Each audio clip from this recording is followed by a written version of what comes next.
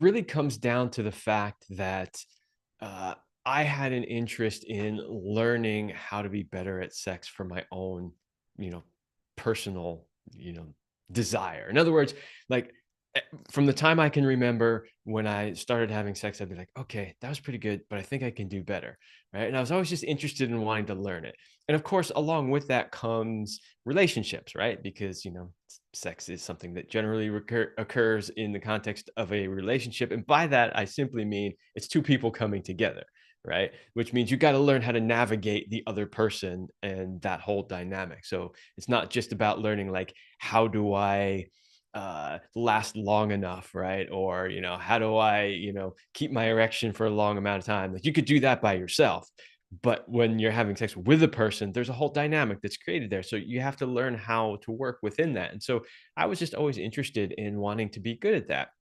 And so I would, take a lot of workshops. I would uh, read a lot of books on it. I would experiment with my girlfriends. And I happen to be fairly lucky in a sense that I sort of came into a lot of this while I was living in Southern California, where there is a big sex positive community. There's a big, poly and tantra communities. And so there was access to a lot of stuff. Every weekend somebody would have a new person coming through town who wrote a book or who's teaching a workshop or whatever. So I used to do a lot of that for my own personal growth, basically. But what I noticed is over the years, as I started getting more and more into that, a lot of people started asking my advice, and a lot of people started asking me, hey, I heard you know how to do this, or how do I do this, or whatever. And so I started coaching a lot of my friends and helping people, just because they were asking. I never really intended to make this a business, but at a certain point, people kept saying, you got to teach this stuff. You got to teach this stuff. So I started creating a business around it. I was in the relatively early stages of it. Then I met my girlfriend, who later became my wife, and she was already working in the industry, teaching people around sex and relationships. And so when we got together, there was massive synergy there, and it just went from there and turned into a podcast and a YouTube channel and coaching programs and all that kind of stuff. So I didn't set out really to be like, I want to be a sex coach. I just said, I just want to be good at this because this is such an important part of life, and then it turned into what it has become. Do you think sometimes it could be overwhelming for someone like you who didn't initially plan out to have this type of journey now that you're into it because you wanted to become better at sex? So you had your reasons, and now you have people coming up to you. Now you're coaching people. Now you even have your friends, because I know that could be a difficult conversation for me. So, how was some of your emotional responses to this newfound attention and success when it came to this type of work? I've always been fairly open when it comes to sex and being able to talk about it. So I didn't really have any problems. I wasn't like, ooh, maybe we should go over here in the back room so nobody hears us. I was never really like that. I was like, oh, sure. You want to know how I do it? Let me tell you. So that wasn't really an issue for me, but I could absolutely see how it could be an issue for other people. Sex is a difficult topic to talk about for most people. And one of the pieces of feedback that I've always gotten throughout my career in doing this, which is, I think it's getting close to 15 years at this point, is people always say, you make it easy to talk about. When I hear you talk about sex with such ease and make it sound like it's just such a regular part of life, that gives me permission to start to do the same. Right. And so I've kind of always been like that. And I didn't really have an overwhelm or like, oh God, what if I actually put myself out there? Now, I will say that when it came to doing things like YouTube and podcasting, I did have to take a couple of deep breaths before I started talking about my sex life in public. But I got used to it fairly easy. And the really public portion of it, the podcast and the YouTube, my wife and I started together and did together. And so we had support from each other in getting into that. It wasn't just like me and like, what are people going to think? It was like, it's us, right? I know one of my friends, when he would talk about sex, he would like kind of make a joke about it, right? So he'll come up to, let's say there's like four of us, five of us, right? We're all for lunch. because for some reasons we never have these conversations at night. It's always during the day, the sun is at its highest point, nice and bright, so no one can hide in the shadows. And then he'll come along, he'll say something. So, who got drained this weekend? Right. So initially, some of us are like, drained. What is he like? We thought maybe the gym, like a cardio, and then we're like, oh, okay, he's talking about the lower part of our body, right? But this is over food. So now sometimes people are like relaxed when they're eating, right?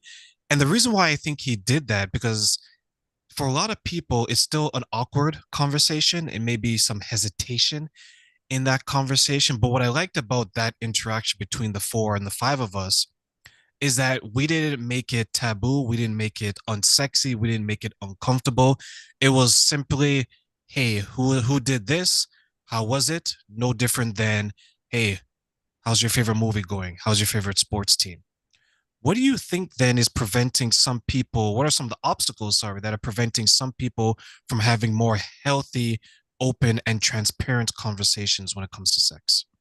Ooh, that's a really good question. And the timing of that is amazing because I literally just recorded this week an episode of my podcast around why is sex considered so taboo. It hasn't been released yet, but people get a sort of a preview of what I'm going to talk about in that episode right here on your show. Because, you know, in this industry, I have been shadow banned and demonetized and, everything you can think of because of the nature of the topic. And so that got me really thinking recently, like, why? Why is sex so hard to talk about? Why do we consider it so taboo? And so I started digging into some of the research on that. And believe it or not, there actually is research on that topic. And I found it rather interesting. There's a couple of things that psychology talks about. The first one is that uh, sex is a very physical, primal act. Uh, in a way, it's sort of animalistic, right? I mean, it doesn't necessarily have to be because we're more evolved than animals are, so we can treat it differently. But it is a very sort of core base, animalistic act. And because of that, the psychologists say that it reminds us so much of our animal nature, uh, and it potentially threatens our view that we are a spiritual being. And so therefore we don't want to look at it. Like, no, no, no, no, no. No, no, we don't want to look at that. That's our animal nature. We want to pretend that doesn't exist because we're so much better than that. We're so much more evolved than that, right? So that one was one that I hadn't thought of, and I found very interesting when researching it. Like, I never considered that that would potentially trigger somebody to the point of like, I don't want to look at that because it's too physical and raw, right? So that's one potential idea. Another one that I think is very common is that most people did not get good sex education. So they weren't taught by their parents, and they weren't taught by their parents because their parents never really learned it properly either, and so on through the generations. And so people don't know really how to talk about it. They don't know what to talk about it. They don't even necessarily know what questions to ask, right? And this happens a lot. You see in the parent-child relationship. So the child's starting to come of age, and the parents are like, I don't know what to tell them. I don't know what to say, right? And so they just don't say anything at all. And so we have this, generation after generation passed down awkwardness around sex. I mean, I don't know about you, but I can remember I had one and only one conversation with my mother about sex when I was a child. And it was only because we had one day in high school, one day where they actually talked about sex. And of course, all the parents knew because they sent letters home to the parents saying, on this day, we're going to have the talk with the kids, right? And I remember coming home from school and my mom simply saying, how did it go? I said a few things. She nodded, and that was it. That was the extent of the conversation, right?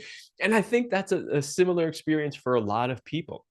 It's so awkward to talk about because it's always been treated awkwardly. It's been treated awkwardly in schools, by their parents, by the culture. And so they're just like, I don't know what to do with this. I would add one more if I have time to keep going on as to why it's so hard. But another one that I would suggest is that when we talk about sexual energy, We can call it by a lot of different names. We can call it sexual energy. We can call it chi, jing, prana, universal energy, life force energy. Well, there's a ton of terms out there for it. But the reality is that we really only have one animating life force energy in us, and it's primal, and it is part of that drive to reproduce. And because that energy is so primal yet so powerful, and it's what we use for everything. It's what we used to create in the world. It's the energy we used to create these podcasts, right? To do work, to, create another human being if we choose to procreate. That is really powerful energy. And because it's really powerful, there are absolutely institutions that exist in this world that have a vested interest in controlling that power. Right. And so, how do they control it? Well, they tell you, one, it's not powerful. They tell you it's shameful. They tell you don't talk about it. They tell you don't do it. Right. And when you shut down your sexual energy, you're shutting down your creative energy, your productive energy, right? You're shutting it all down. It's not separated, so to speak, right? So I think yet another reason why it's so difficult to talk about is because so many of these institutions, whether they be governments or religious institutions or just other societal institutions, they've all been putting pressure to sort of, put a lid on it. Don't talk about it, don't do it. This is, you shouldn't be doing this, right? That's a good point because sometimes we forget how much outside factors impacts what we discuss. Like from a culture perspective, I can see some people being hesitant to talk about it because as they grew up, to your point, no one talked about that, right? You saw people with kids, so you assumed, okay, you know what, you have one child, so you did it at least once. And Right? only once. And only once, right? Like no one ever had the journey where it took them a couple of times to make a child. It's like, okay, you've had one child, you've had sex once, you've had two, you've had sex twice.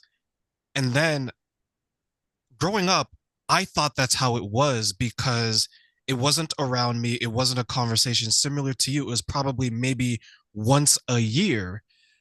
But I do remember, and you and I look like we're about the same age. I do remember that if you were to engage, not even in the act, but if you were to engage in the conversation around sex, there's a lot of shame that was attributed to that. Like, don't talk about this, keep this in your bedroom, don't let anyone know about it. Do you still think there's still an element of shame when it comes to these types of conversations? Absolutely. Absolutely, there is. There's a huge component to shame. Uh, that shame comes from different levels. Part of that, control structure I was talking about, they use shame deliberately to suppress that. But we also have our own shame because either we're ashamed that we don't know much about it or we're not very good at it, right? People have a lot of shame around their bodies, right? So they don't want to talk about parts of their body. I'm amazed. I've been doing a lot of coaching work with women these days as well. And it has always amazed me how many women have never even looked at their own vulvas. Like they just never even looked at it. And, from a man's point of view, I'm like, man, we know every inch of our genitals, right? Inside out, backwards, forwards. We've seen it in every possible position you can think of. Now, granted, women's genitals are more internal, so it's harder to see than it is for us. But uh, I was always kind of amazed that was the case. And so I asked a lot of women, why is that? Why do you think that is? Like, especially if a woman told me, well, I've never really looked at it. I'm like, why? Right. And the answers I got were really amazing. They were things like, well, because I was told not to, basically, from the time that they're little girls, they're told, no, no, no, don't touch that. Don't look at it. Pretend it doesn't exist. It's just so you can go to the bathroom kind of thing, right? And so they use a lot of shame around it.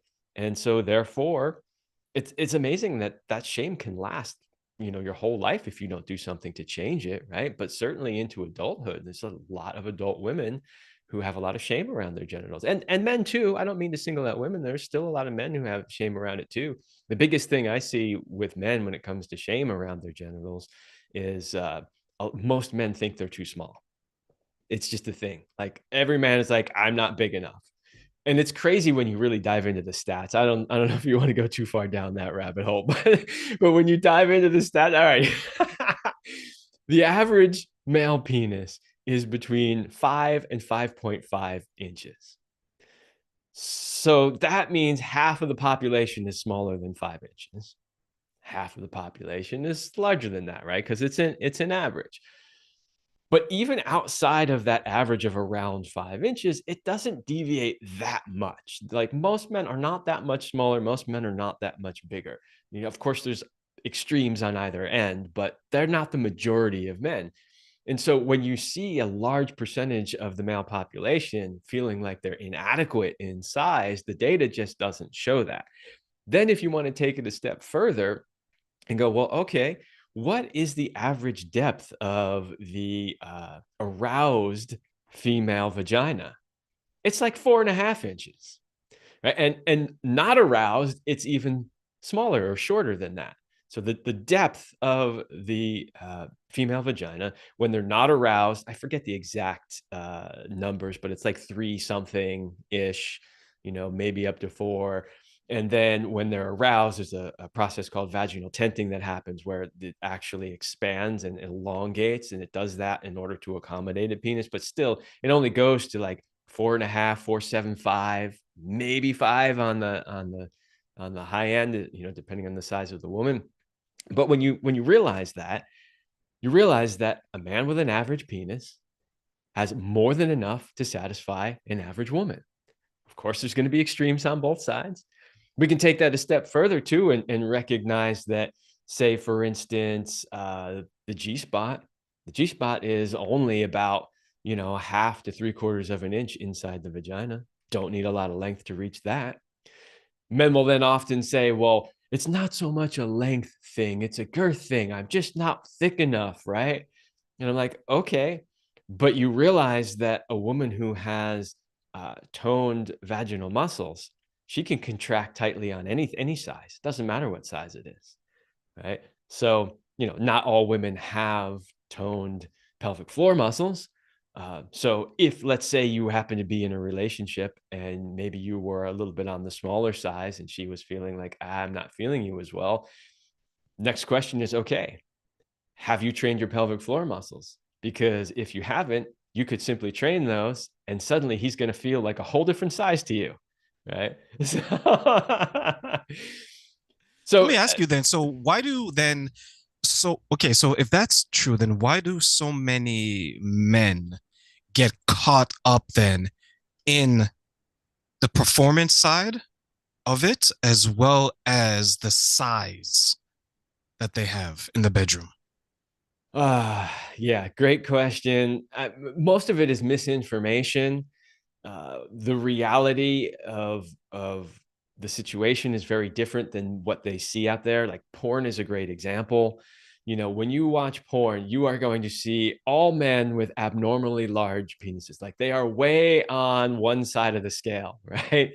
And why do they do that? Because it looks good on camera. That's why. That's the only reason why. It looks good on camera. But porn itself is pretty much everything you see in there is fake. Even if they're actually doing penetration and sex, the way they're doing it is generally fake. I had one of the top all-time male porn stars on my podcast, and we had this discussion. And he was a very prominent male performer, and then he got into producing porn. And so there's one thing to be in it and just doing what they're telling you. There's another thing to be seeing it from the director's point of view and the producer's point of view. And he said to me, he's like, look, if I'm filming oral sex, right, and a man is giving oral sex to a woman, he's like, if he were to actually do it the right way, the way that she would really like it and enjoy it, he's like, you can't see anything on camera. He's like, that doesn't even work. Like you see nothing. He's like, it's completely uninteresting. He's like, so therefore you've got to like move further away, stick your tongue out more, do things that are unnatural that you wouldn't normally do. And that is one example of what porn is like. It's very exaggerated. Same thing if you look at, any sort of magazines that are out there, what do you see? You know, on the male side, you see all guys that are buff bodybuilders. On the women's side, you see all women that are super fit with giant boobs and, you know, big lips and the whole thing. It's just, we're so used to such an exaggerated version of reality that then we go to compare it to actual reality and we're like, uh, right? So if you're a guy out there and your comparison of, you know, what an average penis size is comes from looking at porn, you've got a completely skewed perspective. And the reality is as guys, we don't really see too many other guys' penises. Like, you don't go into a male bathroom and walk up to the urinal and peek. Like, you just don't do that, right? That's a breach of etiquette. So, you know, you might see him in the locker room occasionally, but it's still not acceptable to be caught noticing, right? If you notice, and just let's get this out of the way. If you happen to notice, it doesn't mean that you're gay or attracted to men. It might just mean that you're curious and you want to compare, like, how do I stack up to this guy, right? So, you know, we want to get rid of that stigma right away. But unless you have opportunities to see actual, regular, normal men, you don't really know what normal is. So I tell men all the time, you want to see what normal is? Just if you have a nude beach in your area, get up the nerve to go and just go walk around. And believe me, it will disavow of any notion you have that every man is giant or bigger than you are, because it's not true. I had a former friend and he was so into um pornography, right? Like corn was his thing to keep it filtered, but he was so into it. He watched it in the morning, he watched it in the afternoon, he watched it at night. And what happened to him is that he began to have a distorted view of women. So when he would walk around in his mind, he thought, okay, all women they have a heavy set, they have a big butt, they have this, they have that. So when he entered the dating market and because now he's becoming single, so his only source of interaction is on the screen with women, right? Because he still has to get someone and satisfy his cravings that way. When he began to date, he struggled. And the reason why he struggled is because the way he viewed women in on the screen was different than women in reality. And when he was trying to interact with the women in reality, he couldn't handle it. Right. So, do you see a lot of men struggling with separating the fantasy, which is online, versus the reality, which is the women that they see in their day to day life? Yes, I absolutely do. And it's something I actually work with men with a lot, because a couple of different things happen. And you pretty much spoke to one of the main ones. But when all you ever see is that exaggerated reality of what a woman looks like, right? All the time. And it's not even just the visual that you're seeing it, but it's also what you're using for your arousal, right? And for your pleasure, that your brain starts to make associations that that's what it takes to get aroused. And so one of the things that I see is I'll have men come to me and want to work with me because they're experiencing erectile dysfunction. And so when we start diving into it, and these are not necessarily old or unhealthy men. Sometimes they're young, healthy, you know, men. And when you start digging into it, you find out there's, you know, a really long, strong history with porn. And so what happens is like they see these beautiful women with giant boobs and perfect asses, and, like, you know, they do all these things, and then comes real life. They're out in the dating world, and the women don't look like that, and they're not interested in doing the same things that these women in porn are doing. And so they literally cannot get aroused by reality because they have sort of recentered their gauge on what's fantasy, right? And so they've recalibrated their brain to think that they need this to be turned on, and but that doesn't really exist in the real world. Uh, there's other problems with porn as well, but, you know, how you do sex, we were just talking about how in porn it's all exaggerated and it's not the same. Well, if you got your sex education from watching porn, and now you could go try to have sex with an actual woman the same way they do in porn, she's most likely not going to like it. She might like a few aspects of it if you've taken time to get her really into it. But if you just, you know how porn is. It's just like plumber walks in the front door and it's off to the races, right? It's like most women are like, whoa, whoa, whoa, whoa, whoa, whoa. No. No. So yeah, you can lose attraction to regular women from watching the exaggerated reality of porn. You can learn bad habits in the bedroom, and thereby it can negatively affect your performance in the bedroom. It can also, here's another interesting thing about porn use, and I know we're not here necessarily to speak about trashing porn, but anything used excessively can create problems, right? And so we're talking about the excessive use of it and the problems it can create. Well, another problem that it can create also is that the way most men use porn is they'll spend 5, 10, 15 minutes searching around looking for the clip, checking out a couple little things. It's like, oh, here's the one, right? Put it on, start masturbating, off to the races, ejaculate, wrap up, I'm done, I'm out, I'm off to the next thing, let me turn the game on, whatever. It's actually training their bodies to ejaculate faster. Then they get into the real world with a real woman who they're not all that attracted to because she doesn't look like the porn woman. So now they're having trouble getting it up. Somehow they manage to get it up and they start having sex and it's over in 5 minutes, just like the porn ones. So yeah, that can create a lot of problems and disconnection with the reality of dating and sex. How would then someone overcome some of the bad habits that they developed when it comes to their performance in the bedroom? And let's say they want to have a healthier experience with their partner. Yeah, well, if there is excessive porn use, the first thing is I tell people you have to stop at least for a while until you can recalibrate your brain and your body. You've got to stop for a while.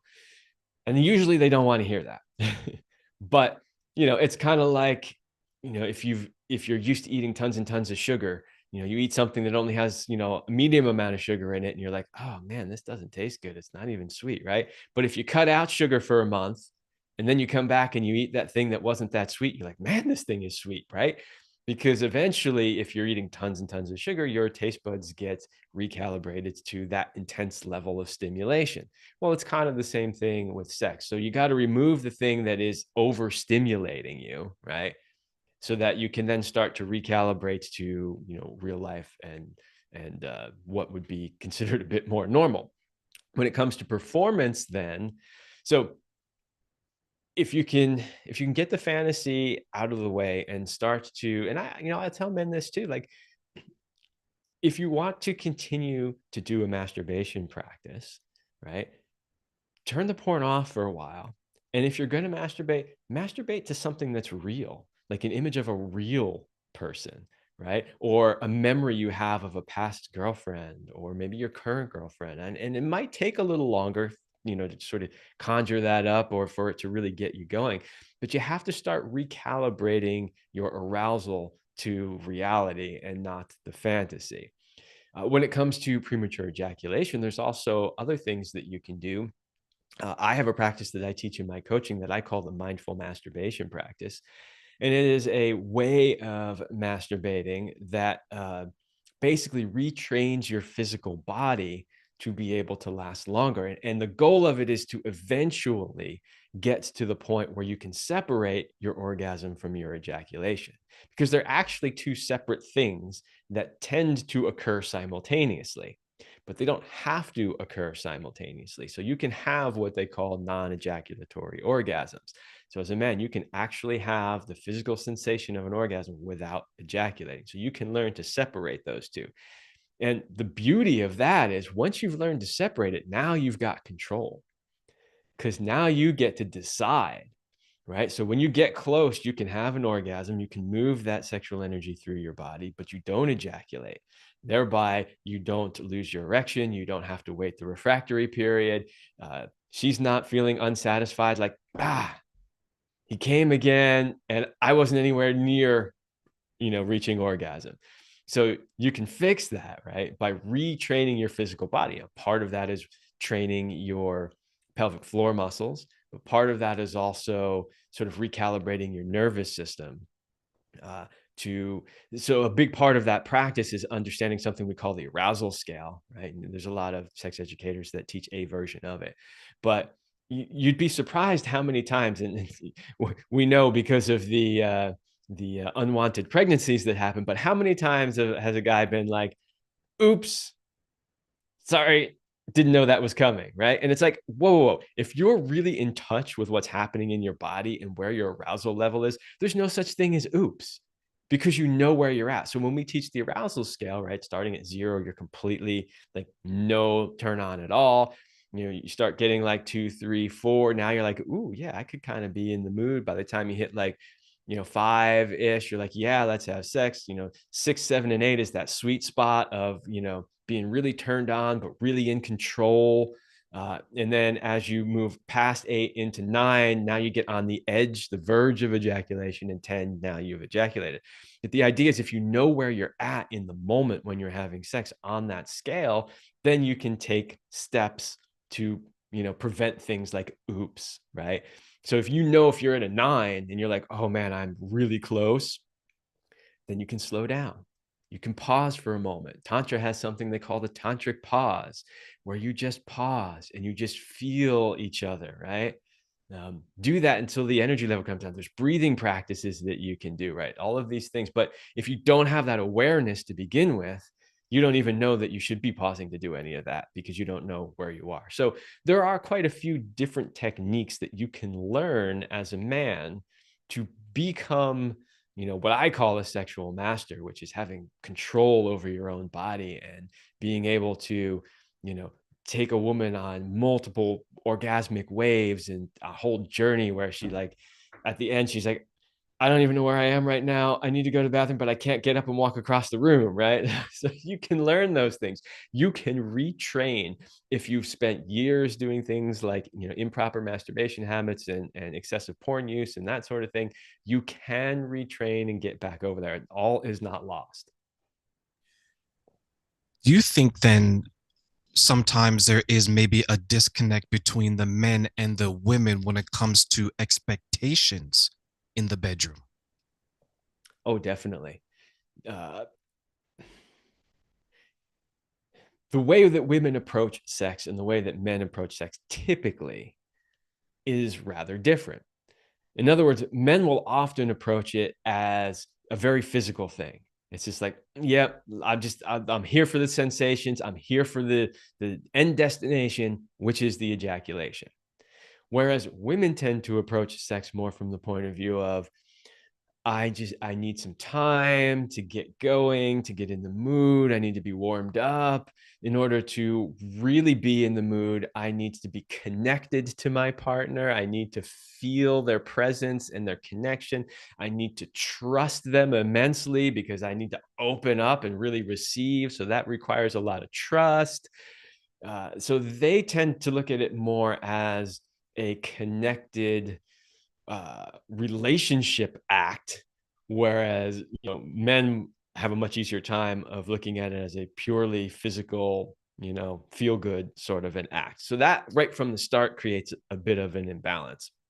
So for men, if we're teaching them how do you really have a great sex life, you have to be aware of and understand where she's coming at and what it is that she's looking for and what it is that she wants. So that would mean slowing down, taking your time more, focusing maybe at least a little bit on what I call setting the scene, which is like making sure she's comfortable, the bed is decent, the room is warm, it's a pleasant environment. Because I'm telling you guys, whether you realize this or not, if there's dirty clothes on the floor or it's cold or there's anything like that, her mind is thinking about it. Her mind is thinking about it. Her mind is not going to let go of that stuff. It's just not, right? So if you want her to really relax and sink in and be present with you and be able to let go and have sex, you got to make it such that she can do that. And this is a big struggle for women, is really being present in their physical bodies. For us men, we're like in our physical bodies all the time. Like that's what we are. We're physical beings, right? We do physical labor a lot of the time. If we're not, we're doing physical sports. Like it's really natural for us to be in our physical bodies. For women, it tends to be less so, and they tend to be a lot up here in their heads. But to really be present for sex, they need to get out of their heads and get into their bodies. And so that's another thing that men need to be aware of, is like, how can you help her get out of her head and get into her body so that she can be physical with you? So there's definitely differences in the way that men and women approach sex, and we need to be aware of those differences so that we can sort of find common ground and work with each other. Now, another interesting difference between the way men and women view sex is, a lot of men will view sex as like, man, 10 minutes, that was awesome. Like, woohoo. But let's go back to the data again. So there were two major studies done about how long men last before they ejaculate. In the first study, it said 2 to 5 minutes. In the second study, they came up with 5 to 7 minutes. In either case, it was below 10 minutes by a significant percentage, right? However, those same studies also asked women how long on average it took them to reach an orgasm. And those studies said 20 to 30 minutes. And I know from personal experience doing this work that it can even be up to 40, 45 sometimes before they really sink in enough to really get there. So you can see there's a big disparity there. Like, if he can only make it 10 minutes and it's going to take her a minimum of 20 minutes to get there, well, that's a problem. Now, she knows that it takes her that long, which is why she's often not really into sex when her man can't meet her there, because she's like, I'm not going to have an orgasm. Like, it's not that much fun for me, right? So they become less interested in it if they're not getting the kind of sex that they want. So I think it's always in a man's best interest to master his own sexuality and really show up with his A game, because, if he can do that, she's going to be a lot more interested in sex. Now, I will hear this feedback from men. They'll say, well, what do I care? Like, I got mine, right? Okay, you did this time, but do you think she's coming back for more? Probably not, right? If you really want her to be interested and want, crave sex with you, you've got to give her the kind of sex that she's looking for. And so that means understanding, what is she looking for? And if you find big disparities, then you go, how can we fix them? How can we bring that more into balance? Okay, all right, I need to work on maybe lasting longer, or she needs to, work on, maybe being more present with me, whatever it is. Like, both people need to kind of figure out what the balance point in the middle is that works for both of you. When you mentioned that sometimes people are in their head, I that remind me of an acquaintance that we all met for dinner, and he was sharing that he had someone coming over to his home, and he was prepared. He's like, I'm going to have sex tonight, right? And he was all gun ho for it. And when the young lady came over, because he built it up, right? And I think that's what a lot of men do. A lot of men build it up, not only in their own minds, because they have to sell a dream, right? They're that greasy used car salesman down the street, right? They got to sell this woman that dream. So what happened when she came over?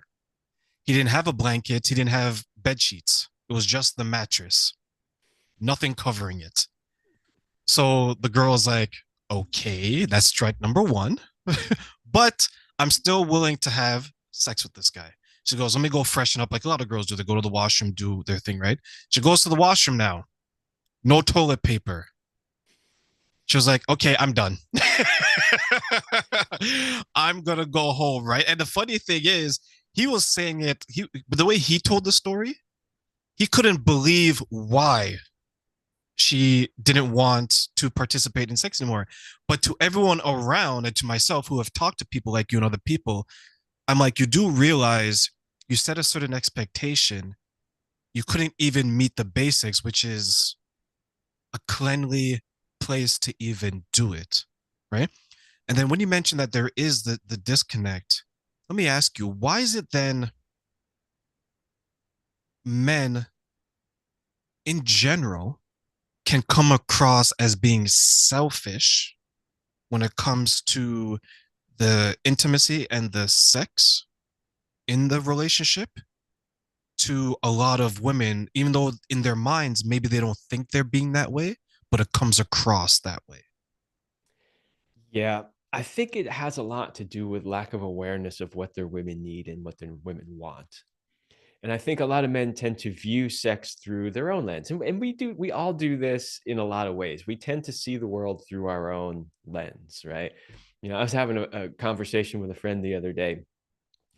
You gotta love when your friends are really great, right? He's over, he's in my garage, he sees my weights because I have a gym set up in my garage, and he's like, "Oh, you still working out?" I'm like, "Every day before work, I'm in here." He's like, "No offense, bro, but you don't really look like you work out, you know?" Turns out he can't lift as much as I do, but that's a whole other story. But, um, uh, the reason for that is because he was seeing the world through his lens. So when we talked about it a little bit, basically what he said to me was this. He said, if I were in the gym working out every day, I'd be huge. I'd bulk up instantly and, I'd look huge. And because he looks at me, I'm leaner. He's like, you must not be working out because you're not all bulked up. He couldn't grasp the concept that people have different body types. My body type is not the type that bulks up, right? I've always been lean. That's just how I am, right? I'm strong, but I'm lean. So the idea is that we tend to see things through our own filter. And so men tend to do that with sex too. They tend to view sex through the lens of being a man. And so they have that lack of awareness around what she needs, what she wants, what she thinks is good sex. And because they lack that awareness, they might kind of stumble around and kind of bumble around and end up looking like they're selfish when they didn't intend to be selfish, but they just thought that, well, 2 minutes of foreplay was good because that's all he needed, right? He just needed her to like, grab him a little bit, give him a 30-second blowjob, and he was ready to go. So he thinks that, well, if he just rubs her a little bit and licks her for a minute, she's good to go. But that's not the case. So she's over there going, I wish he would do this longer. Why doesn't he take the time to warm me up? Why isn't there enough foreplay? Right. And he's thinking, I did a good job. I went down for a minute and a half. Right. So I think it's just a lack of awareness around, what she really needs. If it is lack of awareness, what do you think then is preventing both parties from having the necessary communication to raise the awareness between the two? Well, now we're coming full circle back to the beginning of this conversation, which is it is so difficult for so many people to talk about sex. And then you want to put another layer on top of that. When it comes to women, women have historically had a very difficult time speaking up for what it is that they actually want. Is they're afraid of offending him, or their whole lives, they've been told, no, no, no, don't ask for that, don't say that, don't do that, right? And so they tend to just not say anything. It's amazing to me how many women will put up with really poor sex or poor relationships in general because they are afraid to speak up and actually ask for what they want or what they need. And so because of all that stuff we talked about earlier, plus, that added component, people just don't have enough conversations about it. And it's interesting because when you do coaching work and somebody comes to you and they bring a problem to you and they say, here's what's going on. Usually I'm talking to one. Sometimes I've got both of them in a session, but a lot of times I'll be talking to one of them and they'll tell me this and I'll say, okay, have you had a conversation? Have you actually spoken to your partner about this? And the majority of the time, the answer is no. And even when it's a yes, it'll often be, well, I kind of did. Like I kind of said it, but I didn't really come straight forward and say it. Right. And so there's a lot of difficulty that people have in having these conversations. And what's amazing to me is sometimes the coaching can simply be, okay, here's what I want you to do. I want you to sit down, create a safe environment to have a conversation, right? And I want you to talk about this particular topic and I want you to talk about it in this way. So I'll often coach them around not blaming the other person, taking responsibility for their part in the situation, sharing needs and emotions versus you never do this and you never do that, right? So kind of guide them around how to have that conversation. And then they'll come back and they'll say, oh my God, we had that conversation. And I didn't know that it was as simple as this. Not always. It's not always simple, but sometimes they learn like, oh, you mean all I had to do was change this one little behavior that was actually easy and all is better. I hope that conversations like the one we're having today will help people become more comfortable in having these conversations. I always tell people, look, your partner, if you're in a committed relationship with somebody and you've chosen to be with that person, this should be the person in your life that you can talk about anything. This is the person that you should feel has your back, that isn't going to judge you, that you can have conversations with in an emotionally mature way and share these things. And if you feel like you're in a relationship where you can't do that, that's where you need to start. You need to start on fixing the relationship itself and making it so solid that you can then start to have conversations like this. If you can't even sit down and have an emotionally mature conversation over what your needs in the bedroom are, you've got to fix some other things first.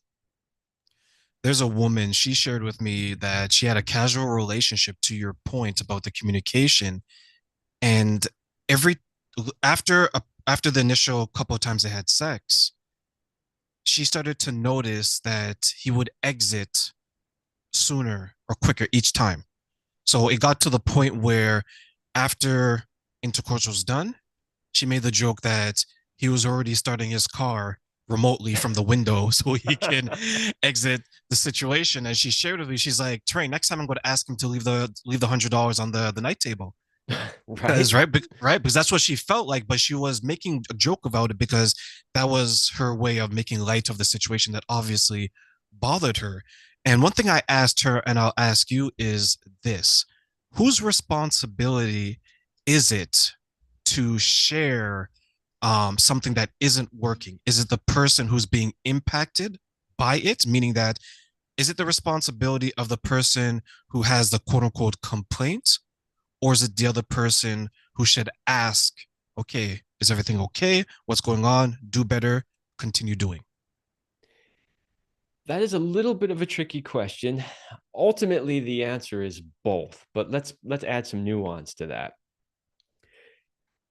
The person who has a problem, a needs not being met, something like that. Whoever it is that has the problem, or let's say it might even be his problem. For instance, he might be leaving earlier because he's literally embarrassed about his performance. Like that actually happens. So one question I would ask if I were trying to figure out what was happening in that situation was, what was the sex like? Does he premature ejaculate? Does he have difficulty getting an erection? Like, do you feel satisfied afterwards? And if she says, well, he has difficulty and he tends to ejaculate early, and the sex really is only so, he might be getting up and getting out because he doesn't want to have a conversation about how poor that sex was, right? That's a possibility. There are, of course, a number of other possibilities as well, but you know we would want to know what that is. So the problem might be his, and if the case in that case, if the problem were his and the problem were I'm not performing as good as I could be, then if he had the emotional maturity, he should be able to say to her, look, I'm sorry that I tend to leave early, and here's the reason why. He should be able to speak to that, right? uh, Men, if you're worried about sharing things around performance anxiety with your woman, let me just tell you, my experience has been, and not just as an individual, but also as a coach who does this work, women in general are amazingly forgiving. If a woman actually cares for you and you come to her and you tell her you're struggling with one of these things, in general, there's exceptions to everything, but in general, her reaction usually will be, how can I help you? Right? That's usually what the reaction is going to be. So don't worry about bringing that, to her. Now, not everybody who has a problem is going to speak up, right? So then the question is, well, is it the person who has the problem, or is it the person who is the problem? Like, which one should speak up? Well, okay, if the person who has the problem isn't speaking up, and you are on the other side of that, and you notice they have a problem, then it is your responsibility to check in with them and say, hey, I noticed something's going on for you. I'm not really sure what it is, but I can tell that it's definitely affecting you. It seems to be affecting us. It seems to be affecting the lovemaking. I'd love to have a conversation where we could sit down and figure out what's going on. Right. So that's why I say it's kind of both, because sometimes one person or the other, for whatever reason, doesn't want to speak up. And if they don't, well, what are your options? Ignore it, while it sits there and builds resentment and festers, underneath the surface, or bring it to light, right? So that's ultimately, we need to get it into the light one way or another. And if the person who has the problem isn't the one doing it, then the other person might need to be the one to bring it to light. As always, of course, how you bring these things to light is important. If you're the one who has the problem, whether you're the man or the woman, you don't want to bring it to light by saying, let me tell you what you're doing. Here's what you're doing wrong, or here's what you never do, or why do you always do this? You don't want to get into the criticizing, the complaining, the blaming, because that never solves anything. That immediately puts the other person on the defense, right? And they're going to make a million reasons why. So in the case of the story that you shared, uh, every time he's leaving earlier and earlier and earlier. So she has the problem, which is, the problem is you don't stay with me after sex, which, by the way, is what every woman wants, right? She doesn't want you to fall asleep. She doesn't want you to leave. She wants to know that you're still there with her, that she wants you to hold her and talk to her, whatever, that's slightly different, but that she wants aftercare is the point. So if she's the one that has the problem, uh, she should bring it up to him, but not in a way that's like, why do you always leave? Or you always leave. Maybe I should just leave the $100 on the table, right? Like, that's going to start an argument, as opposed to saying, I'm really curious. I noticed that usually when we have sex, you tend to leave shortly thereafter. I'm just curious if there's a reason for that. I just want to let you know that what would feel really good for me is if you could stay and just hold me for a little while. Maybe we could talk a little bit about it, because that would make me feel more connected. That would make me feel like you actually love me and that you're here for me. It's a thing that I tell women all the time is, don't just tell a man what he did wrong, right? That's generally not going to work. But share with him what it is that you need first, and then include the emotion behind the need. And that's really key, because that's what gets to our heart, right? So if you just come to us and say, I don't like it when you leave, we might just be like, yeah, well, I needed to leave. Sorry. Right. But if she comes to us and says, it really makes me feel sad when you leave, because I feel really disconnected. And we just shared this really deep, emotional, physical connection. And when you just leave like that, I feel abandoned and I feel like you don't love me. And I want to feel loved by you. Right.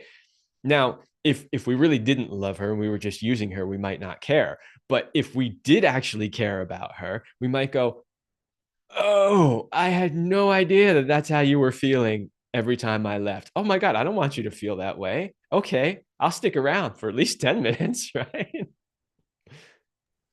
When it comes, then you mentioned a good point, because this is something that I learned the value of. Like, I always had an appreciation of it, but as I've gotten older and I've talked to more women, I've talked to more people like you who are coaching people when it comes to their sex life, their sexuality, their intimacy.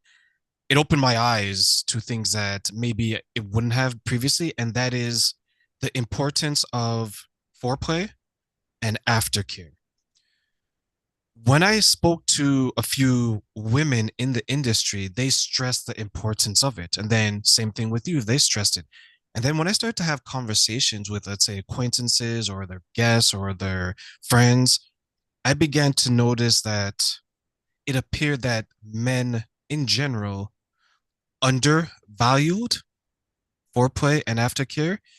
And then maybe women were overvaluing foreplay and aftercare.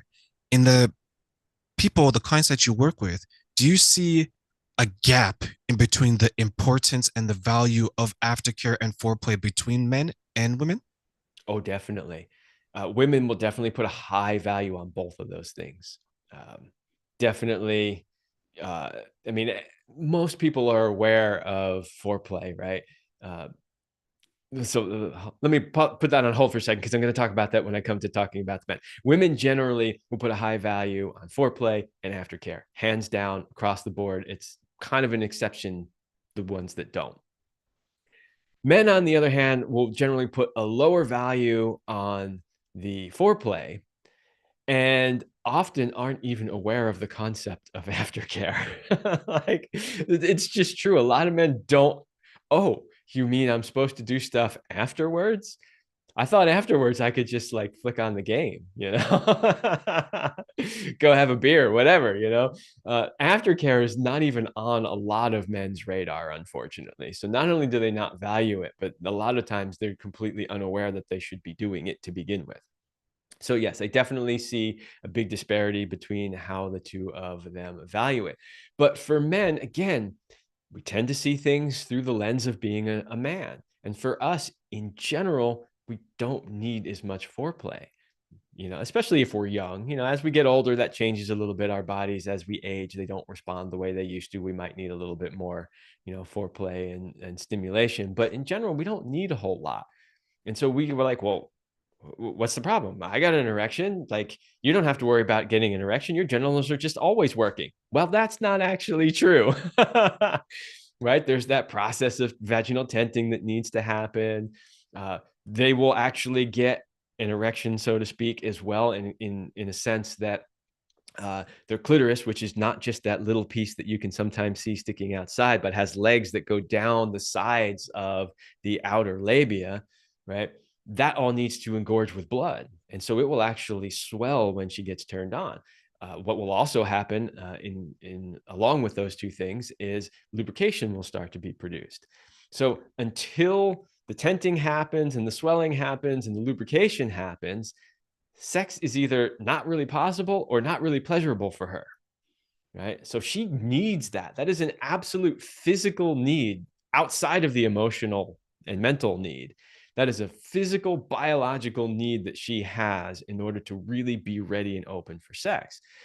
So, and there's not really a shortcut around that. So, men, you just need to realize that, not only does she emotionally need that longer foreplay, right? Because that's how she's starting to connect with you and bond with you. But physically, she also needs that in order to get her body ready to even be able to take you in. So you just have to be aware of that. And you have to realize that it's not just, oh, she's needy, right? Like these are actual things. You just have to understand how a woman's body works versus how a man's body works and accommodate. When you're working with the men and women clients you have, how do you get them to understand each other's need when maybe communication isn't at its healthiest or strongest?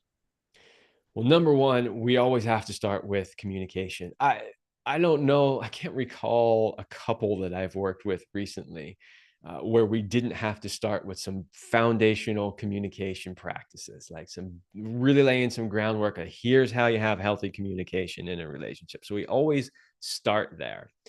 And then what I find, because we've been giving men a little bit of a hard time during this this conversation, but I will say this: that the majority of men that I work with, most of the time, when you make them aware of these things, they're generally open to it. In other words, a lot of times it's literally just lack of awareness. Like, and once you tell them, and especially if their woman is there, right? If I'm talking and I'm saying, here's what a woman needs and here's what she really wants, right? And he's looking over at her and she's like, right, nodding her head like a bobblehead, right? Got what he said, right?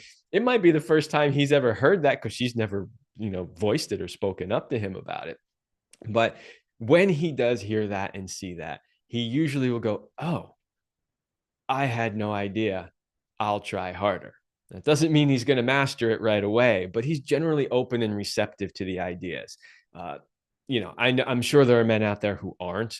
They don't tend to show up and want to actually work with me, but the ones that are open, to showing up and doing the work, usually when you present an idea like that to them, like, okay, let's shift your perspective on what it means to give adequate foreplay. They're generally open to it.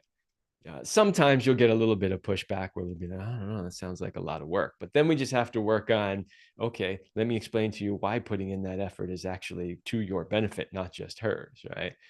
Um, so yeah, I find that men are generally fairly open to it. If we can establish a baseline of good communication, so they're not misunderstanding and ending up in a fight, and they can actually openly share these things. And then it's just a matter of bringing those things out into the light about, okay, here's what she needs. Here's what, hasn't been happening. And here's ways in which, you can do better. It generally solves a lot of the problems. Let me ask you this question. This is a question that to a lot of men out there is probably $1 million question. How important is intimacy, sex in a relationship? Another fantastic question.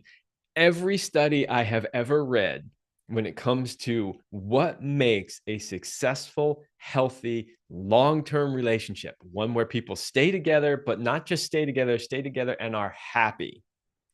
Every one of those studies has shown that sex is an integral part of that equation. In other words, if you have a healthy, happy, fulfilling sex life, your chances of having a healthy, happy, fulfilling long-term relationship that stays together are significantly higher than they are if you do not have a healthy sex life. So, and I've had at this point I've lost count of how many psychologists and psychiatrists and licensed clinical social workers and so on, marriage family therapists that I've had on my show, and they all say the exact same thing, that if you want to have a healthy, happy, long-term relationship, having a fulfilling sex life is a key component to that. Now, what fulfilling means to you varies from person to person. So for some couples, fulfilling might mean, we have sex once a week and it's good for both of us and we're happy with that, right? We're good with that. For another couple, it might be, we need to have sex 3 or 4 times a week. And that's what makes, a happy, successful sex life for them. So I'm not saying that it has to look a specific way. I'm just saying that the people in that relationship both have to feel like the sexual component of that relationship is fulfilling for them. That is a key component to having a successful relationship. If sex then is a important integral part of the relationship, why do so many people then downplay the importance of getting to know what each partner likes if it's so important to the relationship? I think a lot of people don't realize how important it is. One of the biggest things I get, not so much with people I work with, but I get this a lot through emails and social media comments and stuff like that, which is, a lot of people reaching out to me. And it used to be mostly men, but now it's probably 50-50 men and women where they reach out and they say, yeah, I've been with my partner for X number of years and we haven't had sex in X number of years. And she doesn't seem to be, willing to even do anything about it. Right. And so when I hear stories like that, I'm like, if you're not willing to do anything about it, you obviously must not be aware of how important this is to the quality of your relationship. And sometimes what will happen is, you'll get a couple that will come to you and they say that, we're on the verge of splitting up and, we can't seem to get along and, we're fighting all the time. And then you start digging into, okay, what does their relationship look like? Well, there's probably a lot of problems. There's probably communication problems. There's probably trust issues. But one of the things that comes up every single time is problems in the bedroom. Often one person doesn't want to have sex or very, very infrequently wants to have sex, right? And so there's a lot of resentment built up on the other side. So I think a lot of people just don't realize how important it is, because if they did, I think they would put more effort in it. But at the same time, we also have to address what we talked about earlier in the show about, people having a hard time talking about it. So they may realize it's important, but they have a hard time talking to their partner about it. And they might have a lot of shame around it, even potentially trauma around it, that prevents them from really having the conversations that need to be had in order to get the sex life back on track. And then you say, well, okay, well, why do they stay in these relationships? Well, there's lots of reasons for that. They've been together for a long time. They don't want to be divorced. They don't want to be single. They don't want to split the house. They don't want to break up for the kids. They don't want to, be embarrassed in front of their friend. I mean, the list goes on and on and on for why people stay in dysfunctional relationships that do not have, a happy, healthy, consensual, sexual component. But, they do a lot, and that's a big part of what I help people with when I'm working with couples is how do we get that sex life component back on track so that you can really start connecting again? Because once you start connecting again sexually in a very positive way, that bleeds into all the other areas of the relationship that, maybe weren't working, right? So in other words, like the perfect example is what a guys always complain about with women. Oh, she's a bitch. She nags me. She criticizes me all the time. She's always on my case, right? Well, imagine if she was having amazing sex and having great cervical orgasms all the time. You think she might be in a little bit better mood and a little bit less snaggy? Yeah, I think so. Obviously, it's never just as simple as that. And there's other things that we need to work on as well. But that is definitely a big part of it. You're right, because some people may ignore it to the point where we talked about sometimes there's a shame. And I think sometimes when you're in a relationship, at least in a modern one, sex is that part of it that you don't necessarily talk about. Right? Like when you're dating someone, the expectation for a lot of people is that eventually you will be intimate. Right? You don't have to talk Mhm. about it. You just have to make sure, okay, I got the vibes. Jane and I, okay, you know what? We can read each other's body language. She's over at my house. We're not actually watching Netflix, but we are chilling, right? So we know what could possibly happen. And then to your earlier point where you mentioned, what if you're the person who has the problem? How do you necessarily bring that up if you're feeling guilt or shame about it, right? There was someone, I saw this interview where she was saying that her and her husband, they don't have sex that often because sometimes she'll come up with excuses. She'll say, I'm tired, my back, I have a migraine. And then there's times where they did have sex, and she would say that I literally lay on my side, lift my leg up, and say, just take it. So you've reduced the value of the sexual experience to a chore, or to some ways to a lower degree where it's like, okay, you know what? I don't really want to engage in this, but you've been nagging me for days, for weeks. Let me just satisfy because I feel like I have to. When you're working with your clients, do you see any of them reaching a point where it's no longer an exchange between two loving people? It's more so a chore, just something to do and get over with? It does come up for sure. Those people usually are in a pretty bad place by the time if they show up and they're that far down the road where there's either no sex happening or, she's in that place of, okay, just do your thing for 5 minutes and get it over with kind of thing. There's generally a lot of work that has to happen. In a relationship that is functioning pretty good outside of the sex, you don't generally tend to see things get that bad. So in other words, there's probably other things happening in the relationship that have gotten you to that point. Because if it were just the sex, then you could simply say, okay, if that's the way you view sex, let's figure out, as I like to say, what's in the way. Why do you feel that way? What is preventing you from actually wanting it? What is either killing your desire, or there's something going on there. It could be anything from physical things, especially as she's getting older. If she starts, having symptoms of menopause, that can, create pain and discomfort. Uh, there could be body image issues. There could be past sexual trauma. So those things are potentially there as well. But likely, if you're at that point where it's just like, I'm lifting my leg, hurry up, take it and get it over with, there's got to be other relationship dynamics that are not working. And so we would need to look at that and go, okay, what is happening here in this relationship? How do we get the relationship back on track, right? Get you into a loving connection there. Because even if you're not that into sex, if you love your partner and you're like, well, I could kind of take or leave sex, but it's important to my partner, then you'll show up for your partner that way. Maybe not 3 times a week, but you'll at least do it occasionally, right?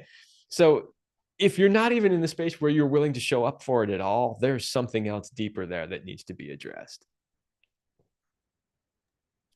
So, Kevin, as we close, I like to ask this question to all my guests. If I were to give you three wishes, three things that you can wish that people knew, okay? And the question is, what's three things that you wish people knew about healthy intimacy and the creation of it in their relationship, and why would you want them to know it? Ooh, okay. All right. Number one would be what we talked about before, which is I wish people knew how important this was to having a healthy, successful, thriving relationship. Because I think if people understood the importance of it, they would put more effort into making that part of their lives better. And that would mean, working with their partner, maybe learning new things, reading some books, working with somebody. I tell people all the time, like, people don't think anything about, hiring a golf coach to help them with their swing, right? Or, hiring a personal trainer, to get their butts in shape.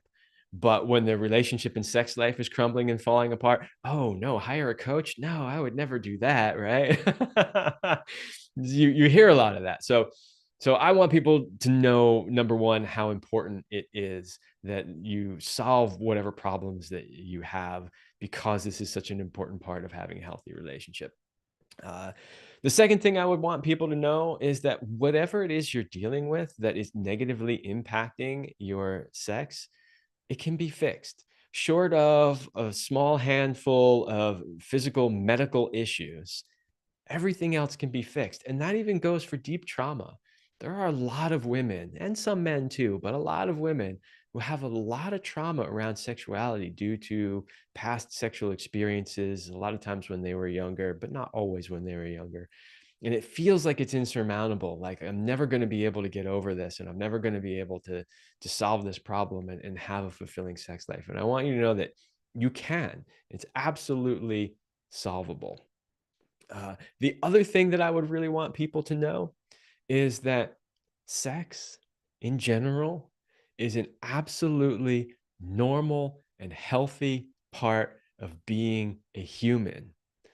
It's this core part of who we are that we have shoved down, pushed down, demonized, shamed, all that kind of stuff.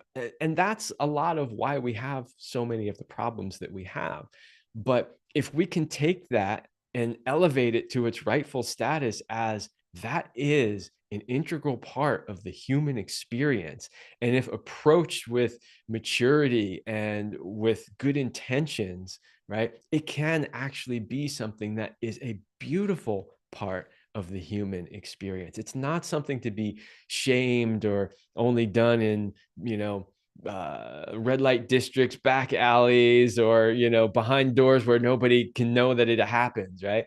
It is literally as essential to being a human as eating food, breathing air, drinking water. Now, granted, you won't die if you don't have sex, so maybe that's not the perfect analogy, but the point is doing those things is a part of the human experience that is absolutely normal and healthy. Nobody would criticize you for drinking water or breathing air.